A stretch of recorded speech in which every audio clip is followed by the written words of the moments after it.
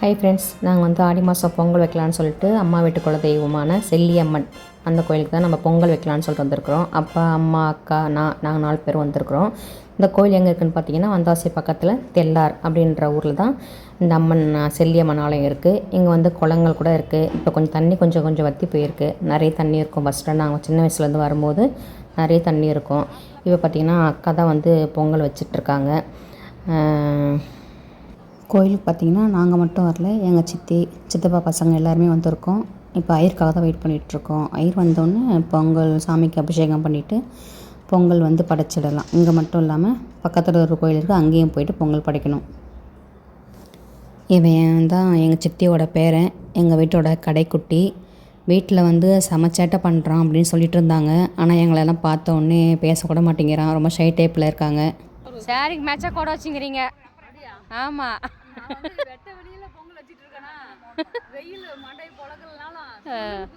ஓஹோ, கொடை பொங்கல், சக்கரை பொங்கல் போய் கொடை பொங்கல், அவ்வளோதான். பொங்கலோ பொங்கல், பொங்கலோ பொங்கல், பொங்கலோ பொங்கல், பொங்கலோ பொங்கல். பொங்கல்லாம் வச்சிட்ருக்க அதே நேரத்தில் எங்கள் சித்தி பசங்கள்லாம் வந்திருந்தாங்க சொன்னீங்களா, அவங்க வந்து ஒரு வேண்டுதலுக்காக வந்திருந்தாங்க. அந்த வேண்டுதல் அவங்க பண்ணிகிட்ருந்தாங்க. அம்மாவும் அந்த வேண்டுதலுக்கு கூட இருந்தாங்க. இப்போ இவங்க தான் செல்லியம்மன். இந்த அம்மாவுக்கு தான் இப்போ அபிஷேகம் நடக்க போகுது. இன்னும் ஐயர் வரல.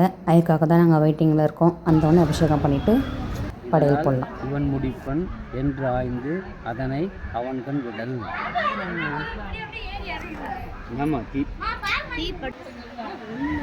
நெய்யில் வந்து முந்திரி பருப்புலாம் வறுத்து அக்கா போட்டுட்ருக்காங்க. பார்க்க சொல்லவே சூப்பராக இருக்குல்ல பொங்கல், ரொம்ப நல்லாயிருக்கு பொங்கல். அப்பா வந்து என்ன சொல்லிட்டு இருந்தாங்கன்னு பார்த்தீங்கன்னா, எந்த ஒரு வேலையை யார்கிட்ட கொடுத்தா பர்ஃபெக்டாக இருக்கும் அப்படின்னு தெரிஞ்சு அவங்கக்கிட்ட அந்த வேலையை கொடுக்கணும். அப்போ தான் செய்யக்கூடிய வேலை ரொம்ப சிறப்பானதாக இருக்கும் அப்படின்னு அப்பா சொல்லிகிட்டு இருந்தார்.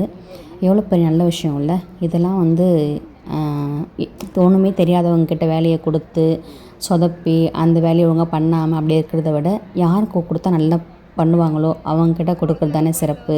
அதை தான் அப்பாவும் சொல்லிட்டு இருந்தாங்க. அவ்வளோதான் ஃப்ரெண்ட்ஸ், பாய்.